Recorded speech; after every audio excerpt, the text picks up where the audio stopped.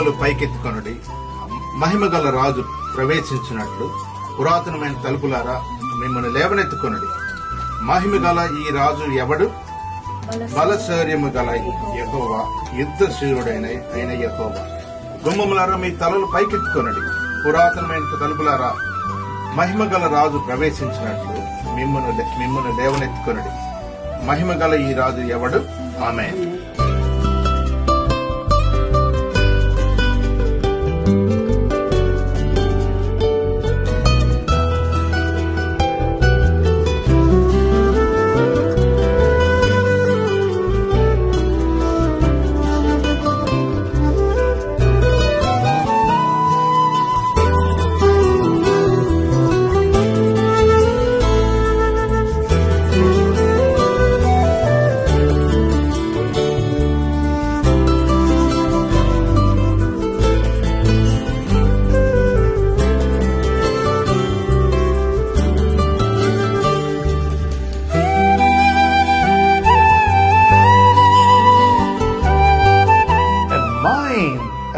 ఏంటి?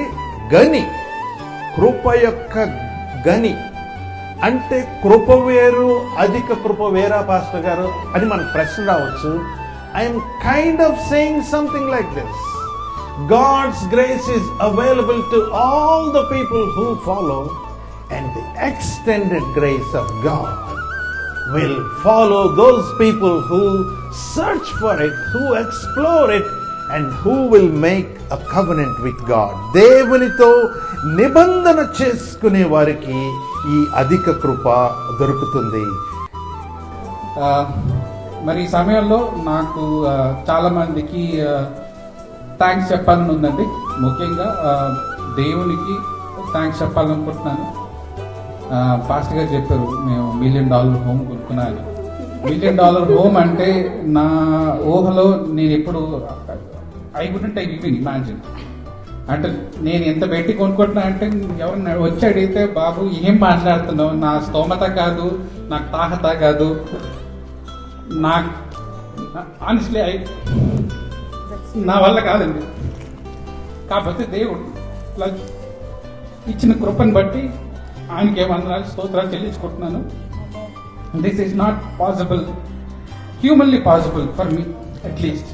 అంటే నాకున్న స్థాయి నాకు తెలుసు, నాకున్న సిచ్యువేషన్ నాకు తెలుసు. I cannot do it. అది దేవుడే చేశాడు. ప్రతి విషయంలో నేను అక్కను అడిగినప్పుడు, అక్క ప్రతి విషయంలో నేను I will be there, don't worry, ప్రార్థన చేద్దాం, ప్రభు అనుగ్రహిస్తాడు, విశ్వాసం ఉంచు అని ఇదే మాట చెప్పేవాళ్ళు. ఈ ఇల్లు మేము పెట్టినప్పుడు ఒక అర్నెస్ట్ అమౌంట్ పే చేసేసాము. ఇల్లు నచ్చేసింది, ఆ అర్నెస్ట్ అమౌంట్ కూడా పే చేసేసాము.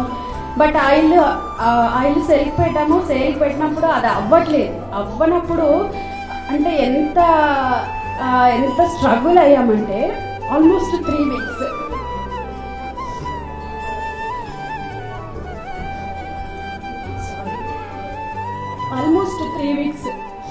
అంటే అవ్వట్లేదు.